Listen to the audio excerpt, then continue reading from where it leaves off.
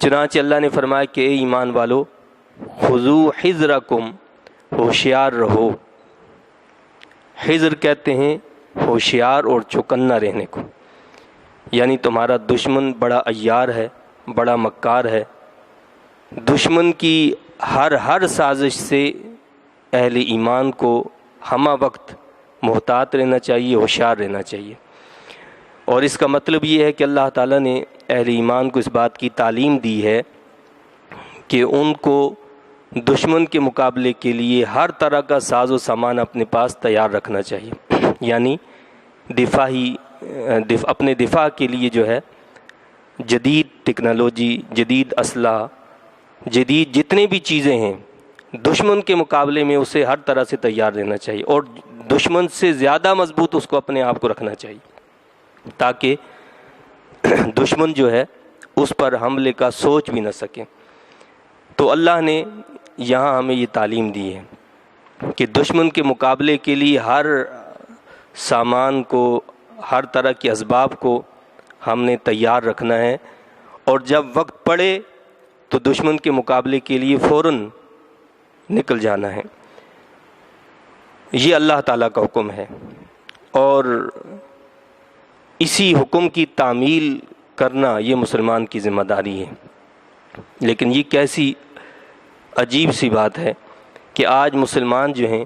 وہ سائنس اور ٹیکنالوجی میں آگے جانے کے بجائے اور اس میدان میں ترقی کرنے کے بجائے،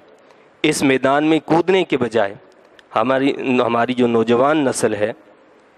وہ ثقافت کے نام پر کھیلوں میں تو حصہ لے گی، میوزک میں حصہ لے گی، دیگر طرح طرح کے اچھل کود کے شوز میں وہ حصہ لے گی، اور اسے وہ اپنے لیے یہ سمجھتے ہیں کہ یہ ایسا کام ہے کہ جس میں ہم ہیرو بننا چاہتے ہیں، جبکہ اللہ رب العزت نے اور اللہ کے رسول صلی اللہ علیہ وسلم نے ہمیں جو تعلیم دی ہے اس میں یہ ہے کہ تمہارے اندر جذبہ جہاد ہونا چاہیے، اس کے لیے تیاری ہونی چاہیے۔ اس لیے اللہ کے رسول صلی اللہ علیہ وسلم نے مختلف مواقع پر اس بات کی تعلیم دی اور فرمایا کہ تیر اندازی سیکھو،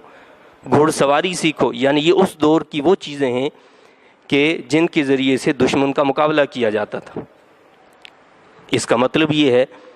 کہ اللہ کے رسول صلی اللہ علیہ وسلم نے ہمیں یہ تعلیم دی ہے کہ دشمن کے مقابلے کے لیے جس زمانے میں جو چیز ضروری ہو اس میں توجہ دو اور اس چیز کو سیکھو،